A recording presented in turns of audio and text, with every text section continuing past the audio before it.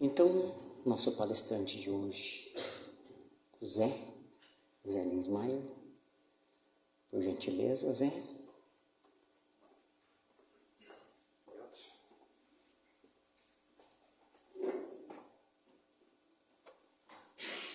Boa noite, boa tarde a todos.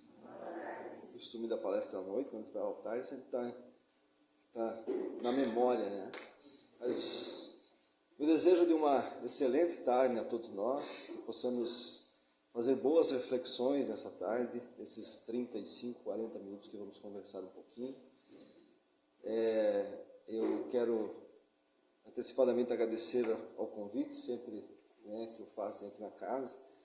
Para mim é uma alegria extraordinária estar aqui, porque rever rostos amigos, rostos antigos, abraços fraternos de pessoas que eu conheci aqui já há um bom tempo, que ainda estão na estrutura da casa.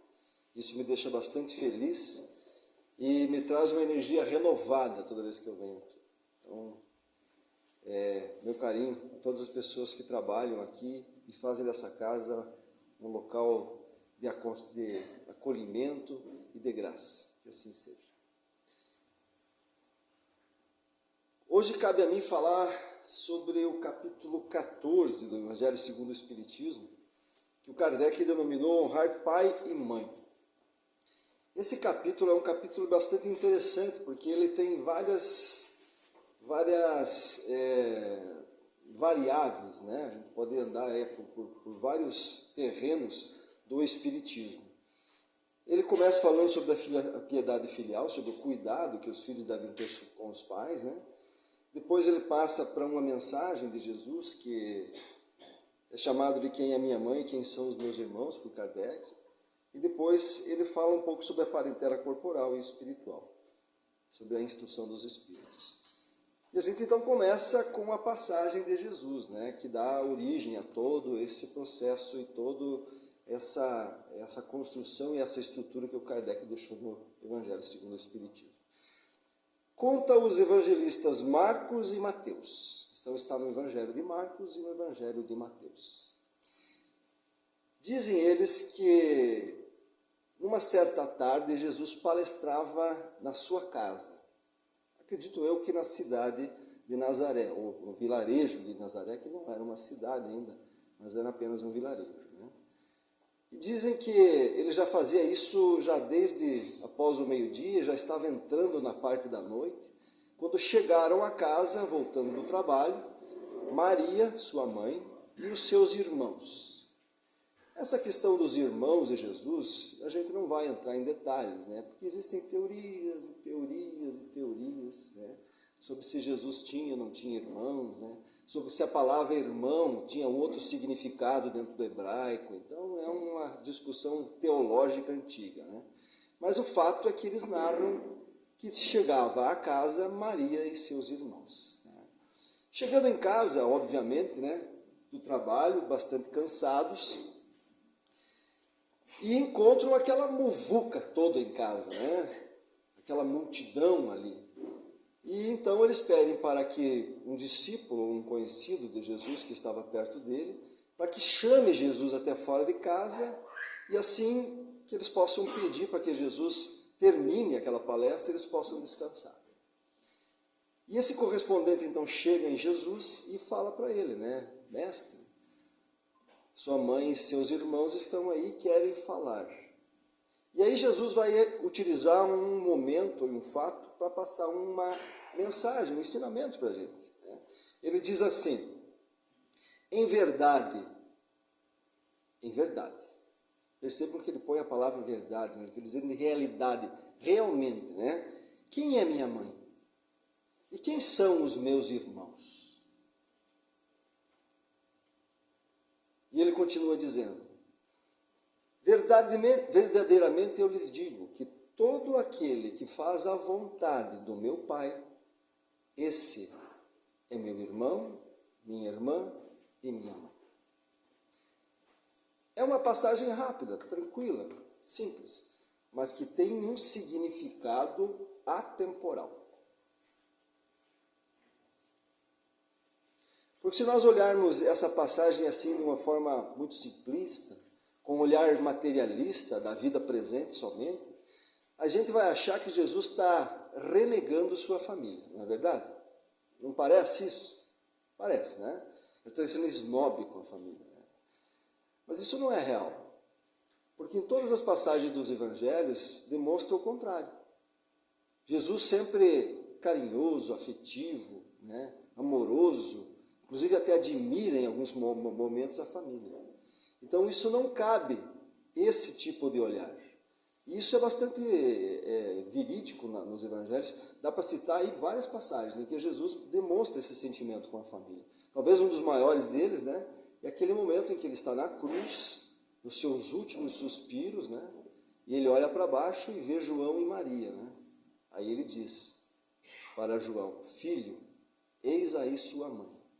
Mãe, eis aí o seu filho. Demonstrando para a gente a preocupação que ele tinha com Maria. Né? João era o apóstolo mais jovem. Os historiadores falam entre 17 e 20 anos, mas era uma criatura jovem na época, perante os outros. Né? E Maria já era uma senhora. Então ele pede para que João cuide dela. E assim aconteceu. Assim eles viveram juntos na cidade de Éfaso, né, na Turquia. Tem lá os seus restos ainda, inclusive deles, né? E ali Maria vai desencarnar e posteriormente João. Então, o que se demonstra é que Jesus realmente tinha uma preocupação com a família. E por que ele então dá essa resposta? É porque deve ter um outro significado, deve ter uma outra simbologia. Mas para a gente entender isso, nós precisamos do auxílio da doutrina espírita. Ou pelo menos precisamos de dois dos princípios básicos da doutrina espírita, que é a imortalidade da alma, a continuidade do espírito como ser imortal, e o processo reencarnatório como melhoramento desse espírito, evolução e melhoramento desse espírito. Esses dois princípios nós temos que entender para poder compreender essa mensagem de Jesus.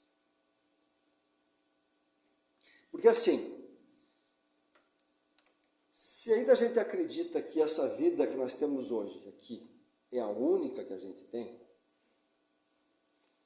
e todos os seus vínculos familiares você construiu desde o dia que você apareceu aqui na Terra até o dia em que você vai desaparecer no túmulo, as problemáticas da tua família não mudam muito para as problemáticas das famílias do mundo inteiro. Eu brinco que hoje a minha família é uma família bem sui generis. Lá em casa, no mesmo lar, moram 5 machos, que não são nem irmãos. Meu pai, eu, meu filho, meu neto que vai e vem e o cachorro. 5 machos. É uma família diferente, não é? Como existem hoje uma diversidade de tipos de famílias. Existem. Mas se você tiver esse olhar simplista de uma família, de só esse momento e dessa existência, as variáveis não mudam muito. As famílias são muito parecidas, têm lá seus conflitos e suas alegrias e assim por diante.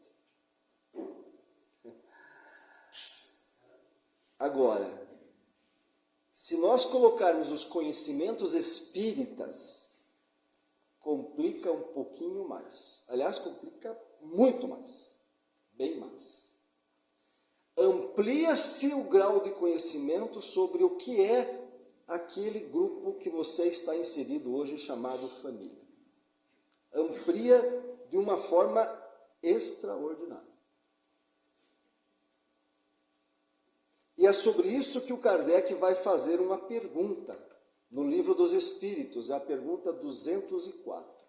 Ele pergunta assim: desde que tivemos muitas existências, ou seja, muitas encarnações, o parentesco remonta às anteriores?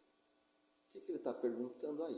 Ele está perguntando o seguinte: desde que tivemos várias existências, a família ou os seres que compõem a nossa família hoje já viveram conosco? Olha que pergunta interessante.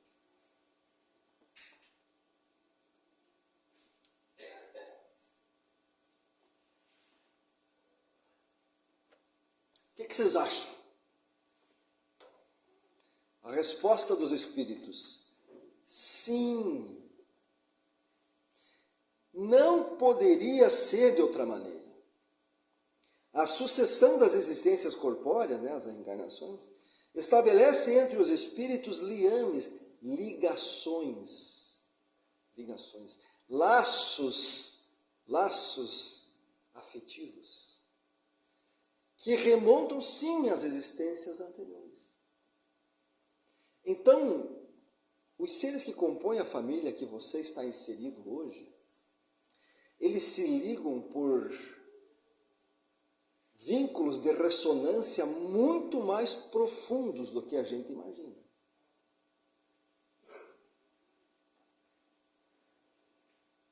E a partir dessa ideia de que nós temos um grupo muito grande de seres, as quais durante várias experiências nós fomos nos aproximando por afetividade, por afinidade, por sentimentos e pensamentos iguais, é que o Kardec vai montar então a ideia de que nós temos duas famílias. E é muito lógico isso, porque se nós vivemos em dois mundos, é óbvio que devemos ter duas famílias. A família corporal e a família espiritual. A família corporal que tem prazo de validade e a família espiritual que é eterna. A família corporal que somos ligados a sanguíneos, laços sanguíneos.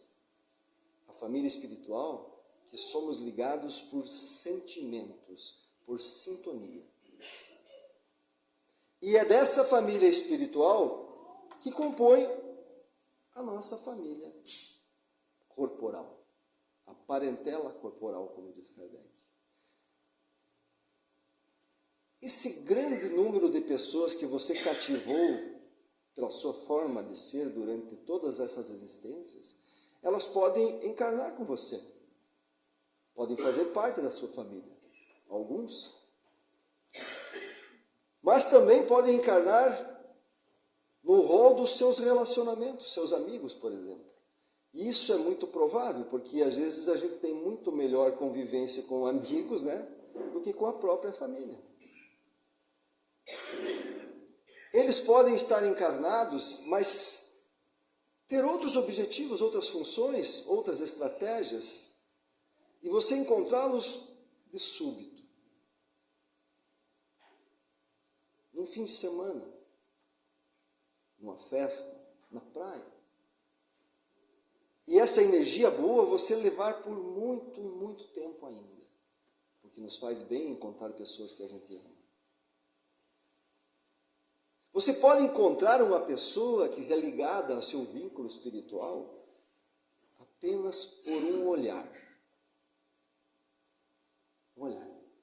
Que você viu na multidão, num evento qualquer, e vocês se olharam e um disse para si mesmo: eu conheço essa pessoa.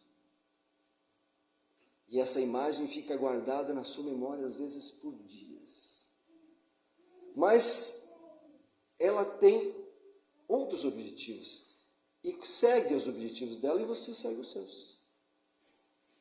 Então, o Kardec diz que a nossa família corporal, ela pode expressar uma parcela dessa família espiritual, pode. Mas, além disso, muitas vezes, também recebe parceiros unidos por questões kármicas. Aí nós estamos abrindo o leque. Nossa família está ficando cada vez maior. Então, a nossa família pode ser composta por espíritos que são consonantes a nós e espíritos que estão discordantes de nós. Esse é o fundamento de uma família. Deixa eu explicar isso aí através de um exemplo. No livro Entre o Céu e a Terra, o André Luiz, através da psicografia do Chico Xavier, vai contar uma história que eu não vou contar ela toda porque ela é bem comprida, né? Mas diz ele que uma moça recebe uma oferta de casamento, uma proposta de casamento. Numa época em que o noivado era quase que uma promessa de uma vida conjugal. E essa mulher se apaixona completamente por esse rapaz e se entrega para ele. Passado um tempo, esse rapaz conhece outra mulher e abandona essa moça. Como toda pessoa, é uma dificuldade muito grande lidar com o abandono, ela tem sérios problemas psíquicos, isso leva ela a um processo de depressão e culmina num suicídio.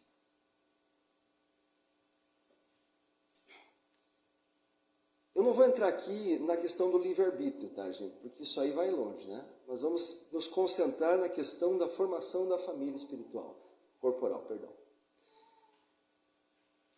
Aí, o André Luiz conta que a espiritualidade está programando uma nova reencarnação para essa moça.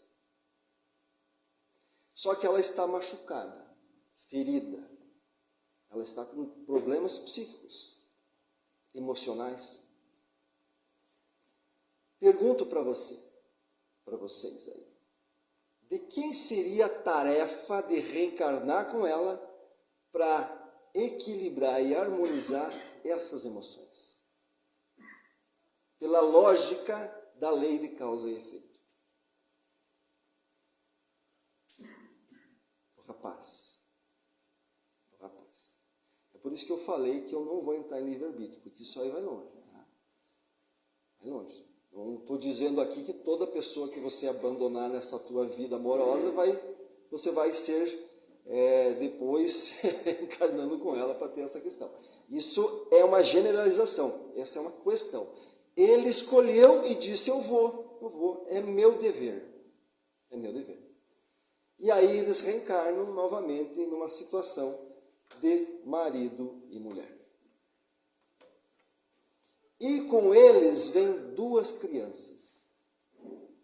Uma da família espiritual dela e outro da família espiritual dele. Pergunto, eles se dão bem? Não tanto. Por isso que às vezes os irmãos não se gostam muito, sabe? Porque às vezes um dos filhos gosta mais do pai, o outro gosta mais da mãe. Eles têm uma afinidade maior que já vem de outros planos. Como eu disse, não é regra. Nesse caso foi. E às vezes em muitas famílias não é. Esse é um processo normal. Por isso que a família, né, os espíritos consideram a família um dos melhores institutos de regeneração de espíritos. Porque na família há cumplicidade.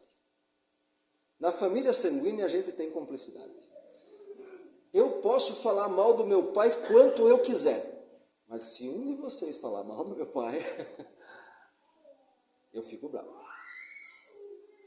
Egoísmo nosso? Sim. Mas faz parte do complexo instituto chamado família.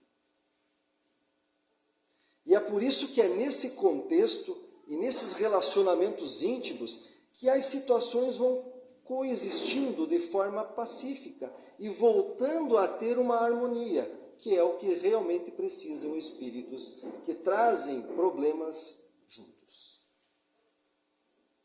E é por isso que eles consideram que de todas as associações existentes na Terra, nenhuma talvez seja tão importante quanto a família. Não interessa o tipo da família no planeta. A cada nova geração, a cada nova família, uma nova limpeza kármica acontece. E o planeta vai melhorando. É por isso que toda nova geração, os espíritos são melhores. Ah, não pode. Aí não pode. Você está falando coisa que não tem. Olha só como é que está essa galera. Olha as músicas que eles escutam. Não pode, não pode. Há um engano nisso. Toda nova geração são de espíritos mais experientes. Oi, tudo bem, sabe? São espíritos mais experientes. Porque seguem uma lei de Deus, chamada lei do progresso. Senão nós estaríamos voltando para trás.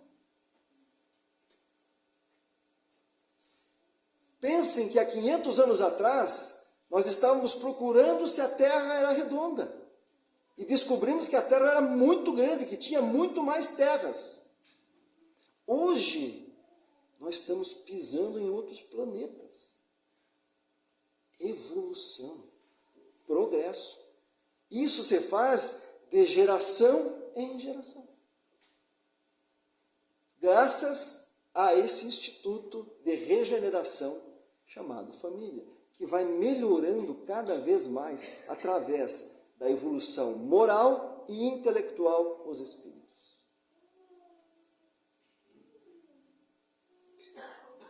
Ah, mas não é assim, eu não consigo ver isso aí. E é verdade, nós temos ainda uma visão um pouco equivocada disso, né?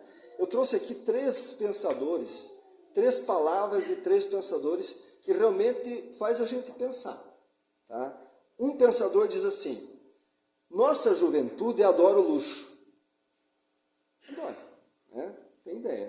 É mal educada, caçoa da autoridade, não tem o menor respeito pelos mais velhos. Eu trouxe esses pensadores que fazem alusão ao tema que eu estou falando, honrar pai e mãe, né? Com relação ao respeito aos mais velhos. Nossos filhos, dizem ele, hoje são verdadeiros tiranos, sugam os pais. Está mais ou menos? Eles não se levantam quando a pessoa idosa entra. Isso é um costume, né? Respondem seus pais e são simplesmente maus. Segundo pensador, não tenho mais nenhuma esperança no futuro do nosso país. Esse está desiludido, coitado, né? Se a juventude de hoje tomar o poder amanhã. E às vezes ele pensa assim. Porque essa juventude é insuportável e simplesmente horrível. Nossa, ele está decepcionado, né? Terceiro pensador. Nosso mundo atingiu o seu ponto crítico. E é o que toda geração que está saindo pensa. Os filhos não ouvem mais seus pais. O fim do mundo não pode estar muito longe. E o quarto e último pensador. Os jovens são malfeitores e perigosos. Os jovens são perigosos.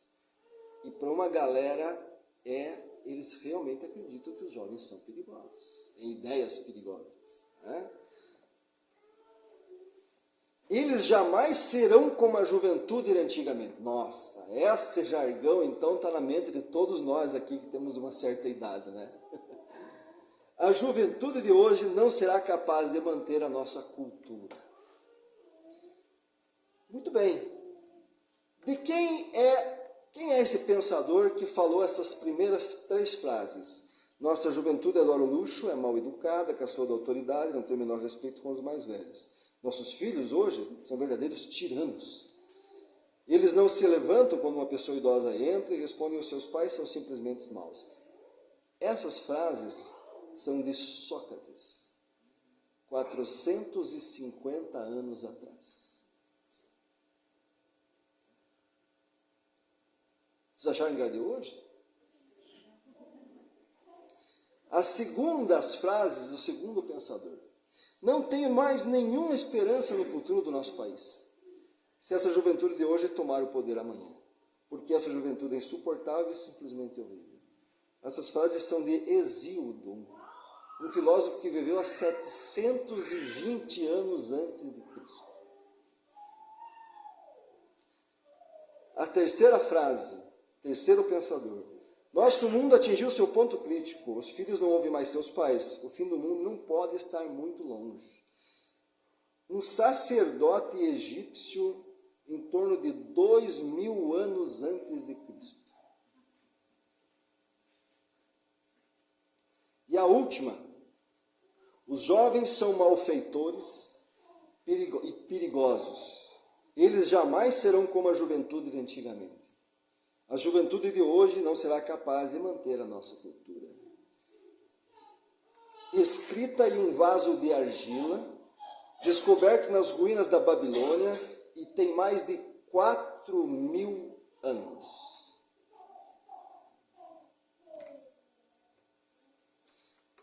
Ou seja, a juventude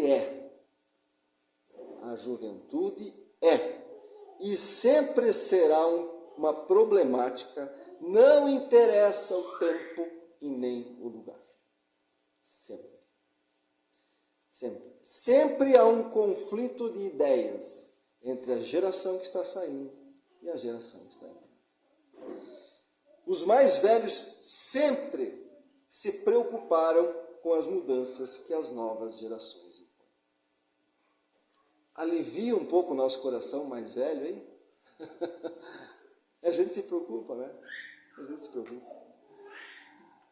Então, gente, essa geração da nova era, que agora nós estamos vivendo, vamos falar do nosso tempo, né? Vamos deixar o Sócrates, o Hesíodo lá para trás. Agora, tá? Essa geração da nova era que chega hoje, constitui de espíritos muito mais experientes. Nós vamos viver agora um tempo em que não está chegando espíritos um pouquinho mais experientes, um pouquinho mais velhos. Está chegando irmãos nossos bem mais velhos. Bem mais velhos. E eles vão mudar radicalmente o que nós chamamos de mundo. Porque um irmão mais velho nosso já encarnou há uns 2.000 anos atrás, se lembram dele, né? E a gente viu do que ele é capaz. Talvez não venha dessa grandeza, mas vão vir amigos próximos a ele. E essa galera vai fazer uma revolução nas nossas ideias, principalmente, que a gente não vai conseguir segurar mais. Só para a gente ir para o final, eu trouxe apenas algumas passagens do livro Gênesis, que é o 5º livro da codificação espírita, né? De 1868, e que o Kardec vai falar sobre a nova geração. É os últimos capítulos. Ele fala sinais do tempos e a geração nova. E ele diz assim: a terra, presta atenção, a terra, no dizer dos espíritos, ou seja, os espíritos que estão dizendo, não terá de transformar-se por meio de um cataclismo que aniquile de súbito uma geração. A atual desaparecerá gradualmente, e a nova lhe sucederá do mesmo modo, sem que haja uma mudança alguma na ordem natural das coisas. E ele continua dizendo: assim, os espíritos encarnados formam 2 categorias. E vejam se não é isso que nós estamos enxergando agora. Uma luta de ideias, né? De um lado, os retardatários, que partem. E de outro, os progressistas, que chegam e mudam. Quando se vos diz que a humanidade chegou a um período de transformação, que a Terra tem que se elevar na hierarquia dos mundos, nada de místico vejais nessas palavras. Vede ao contrário a execução das grandes leis fatais do universo, contra as quais se quebra toda a vontade humana. Lei do progresso. Lei do progresso. Lei da transformação. Nós estamos chegando no limiar. E ele termina dizendo: cabendo-lhes a essa nova geração que está chegando aí, fundar a era do progresso moral, porque intelectual a gente cresce naturalmente. Quem tinha um iPhone há um ano atrás sabe quando compra um novo iPhone hoje. É rápido demais. Mas moralmente é isso que vai transformar. A nova geração se distingue por inteligência e razão, geralmente precoces. Vocês enxergam isso nos filhos e nos netos de vocês? Gente, é troço impressionante. Impressionante.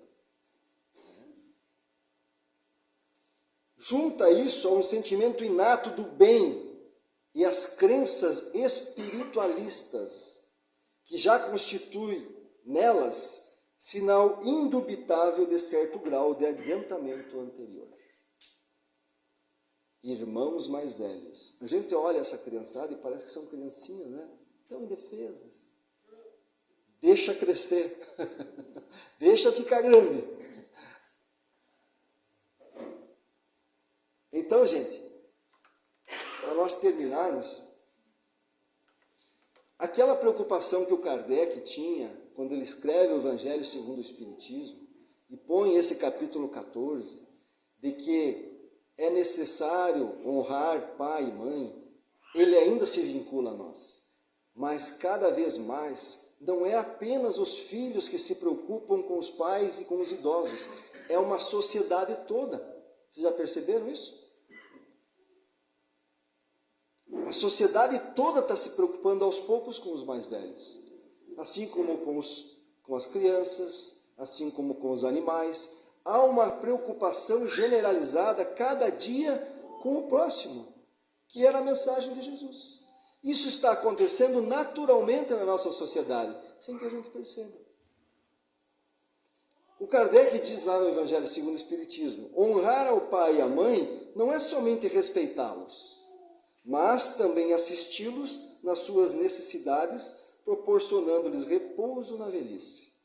Cercá-los de solicitude, como eles fizeram por nós na infância. A sociedade hoje já cuida disso, de uma certa forma, não é verdade? E essa nova geração de idosos, a única coisa que ela não quer é incomodar a filha. É ou não é verdade? O que a gente não quer mesmo, o que a gente quer é respeito, é cumplicidade, é integração, compartilhamento. É isso que a gente quer. E aos poucos nós estamos criando situações para chegar lá. Porque no nosso país e no planeta, olha, hoje nós somos 12,5% dos idosos. No ano de 2050, quando a regeneração tomar bala, quando começar a cair realmente a geração na Terra, nós seremos 30% acima de 60 anos. E essa galera que está vindo aqui, por ter mais essa condição de olhar com um olhar mais caridoso, fraterno, para os idosos, vai cuidar de nós naturalmente. Então, a partir de agora, vai haver uma junção maior naquilo que chamamos de cuidado com os pais. Os pais não serão mais, digamos assim, isolados pelos filhos. Eles serão abraçados pela sociedade toda que compõe os filhos. Porque a gente não pode esquecer de uma coisa. No comando de tudo isso, tem esse irmão mais velho. E ele disse uma vez, de nenhuma das ovelhas que o Pai me confiou se perderá. Então fiquem tranquilos. Na nossa velhice, os filhos cuidarão sim, continuarão a cuidar de nós, como sempre cuidaram. Muita paz a todos vocês.